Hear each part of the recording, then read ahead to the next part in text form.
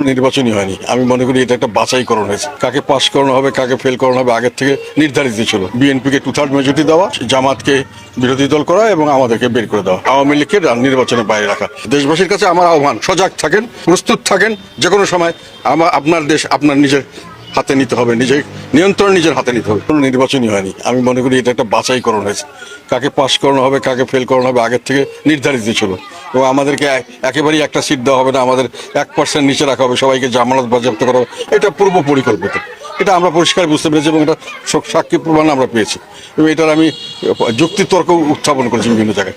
এখন ওনারা যেভাবে মনে করেছেন সেভাবে হয়তো হয়নি, তবে এটা একেবারে একটা মাস্টার প্ল্যানের আন্ডারে যে হেরে গেছে তাকে জিতানো হয়েছে। আবার সেই দলের হয়তো অন্য একজন নেতা আরেক জায়গায় মানে তাকে আবার উঠানো হয়েছে, নামানো হয়েছে, একেবারে সম্পূর্ণ একটা ছকে করা হয়েছে।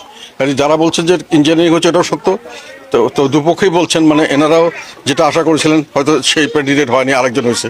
তবে আরেক জায়গায় হয়তো দেখা গেলো অন্য পার্টির যে হয়নি তাকে করা হয়েছে। কাজে সব দিক দিয়ে ব্যালেন্স করে করার চেষ্টা করা হয়েছে। আলটিমেট উদ্দেশ্য ছিল বিএনপিকে 2/3 মেজরিটি দেওয়া এবং জামাতকে বিরোধী দল করা এবং আমাদেরকে বের করে দেওয়া এবং আওয়ামী লীগকে নির্বাচনের বাইরে রাখা। এই মাস্টার প্ল্যানে সম্পূর্ণ নির্বাচন হয়েছে। এটা আমার ধারণা মতে আমাদের এ পর্যন্ত যতগুলো নির্বাচন আমার জানা মতে আমি দেখেছি, 90-এর পর থেকে আমি সবসময় নির্বাচনে প্রায় ছিলাম, সবচেয়ে খারাপ নির্বাচন হচ্ছে এটা। এবং এটা নিজেরাই স্বীকার করছেন। এখন যারা পাওয়ারে গেছে তারাও স্বীকার করছেন, যারা পাওয়ারে যেতে পারেননি অথবা বিরোধী দল হচ্ছেন তারাও স্বীকার করছেন। আমাদেরকে বের করে দেওয়া হচ্ছে, আমরাও বলছি। কাজে এটার মধ্যে কোনো গলদ নাই। যে কোনো জিনিসের রুল অফ দ্য গেম আছে। আমরা একটা খেলা খেলতে গেলেও একটা নিয়মকানুন মেলেই খেলতে হয়। তো এখন আমরা যখন দেশ চালাবো তখন তো একটা নিয়মকানুন মানতে হবে। সেই নিয়মকানুনটা হলো সংবিধান। এই সংবিধান যতক্ষণ আছে সেটার উপরেই আমাদেরকে সেইভাবে চলতে হবে। তারপরে যদি আমরা মনে করি সংবিধানে কোনো পরিবর্তন দরকার, সেটা আমরা করব, সেটা হলো নিয়মকানুন আছে। কাজে আমি হঠাৎ করে সে সংবিধান বাদ দিয়ে দেবো, আমি সব দেশ পরিচালনার কোনো রুলস রেগুলেশন থাকবে না, আমি যা বলবো তাই হবে, তাই করতে হবে, ওরা না অনেকটা স্বেচ্ছাচারিতার তারা একটা দেখাচ্ছে। এটা আমার ধারণা তাদের জ্ঞানের অভাব বা অভিজ্ঞতার অভাব। যে কোনো খেলাই খেলতে যাই আমাকে একটা রুল মানতে হবে। এটা যে কোনো দেশ পরিচালনা করতে চাই আমাকে একটা নিয়ম গাইডলাইন একটা তৈরি করতে হবে। সেই গাইডলাইন হলো সংবিধান। এটা ফেলে দিলে আর কোনো গাইডলাইন থাকবে না। এবং সেই অবস্থা তারা সৃষ্টি করেছিল। এই যারা অন্তর্বর্তীকালীন সরকারের সময় তারা এটা দাবি করেছে এবং প্র্যাকটিক্যালি এটা জোর করে তারা সৃষ্টি করেছিল।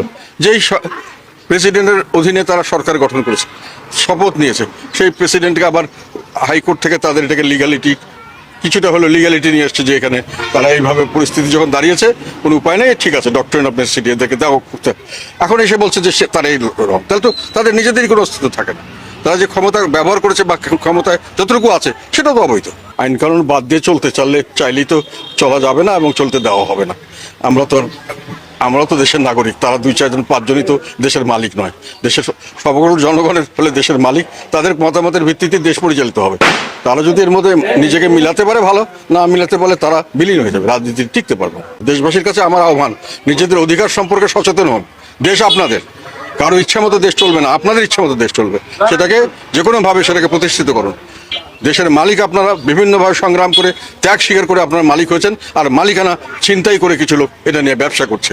এটার থেকে দেশবাসী না করতে পারে তার জন্য সজাগ থাকেন, প্রস্তুত থাকেন। যে কোনো সময় আপনার দেশ আপনার নিজের হাতে নিতে হবে, নিজেই